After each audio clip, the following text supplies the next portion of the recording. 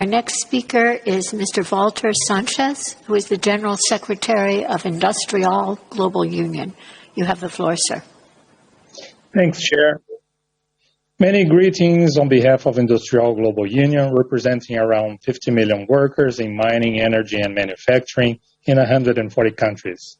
Ladies and gentlemen, if the SARS Cov2 virus has had devastating effects on the health of humanity, resulting in global economic deterioration for a year and a half, the inequality virus, as laid out by OXFAM, has been ravaging the planet for much longer. The pandemic has only brutally accelerated the contagion of inequality. It expresses itself in billions of people with no access to social protection, no access to alternative employment protection schemes, no chance to confine themselves, no digital tools to communicate, study, or work like we do here. Most recently, it shows another even crueler phase by not allowing universal access to vaccines. So far, 75% of the vaccines administered are concentrated in only 10 countries. Meanwhile, the 10 richest men in the world accumulated $500 billion more in 2020 alone.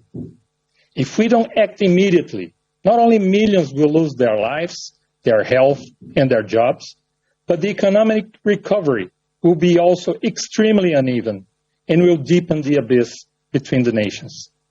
In a global crisis, one would expect global cooperation from all political and economic players, including in the world of work.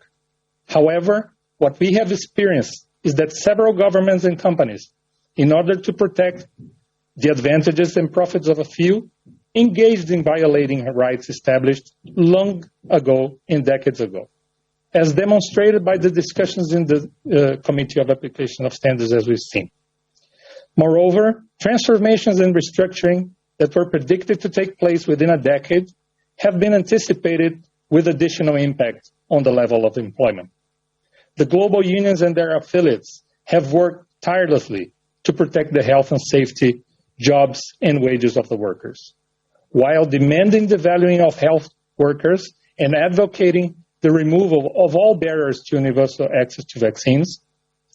They also advocate for a welfare tax to fund emergency stimulus packages for a fair, equitable, and inclusive global recovery that prioritizes the health and care sector's infrastructure, green recovery, retention of industrial tissue, and industrial reconversion.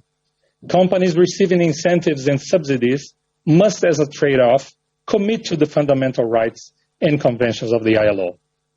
The times ahead of us bring a huge challenge as we seek to protect the health and safety as a fundamental right and strive for a fair economic recovery.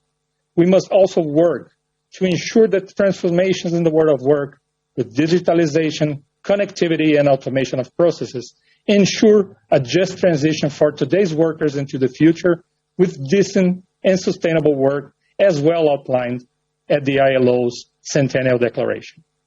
In the face of an unprecedented crisis, we must recognize that the recovery from the previous global crisis, while generating wealth, has not generated equitable distribution and has deepened inequality.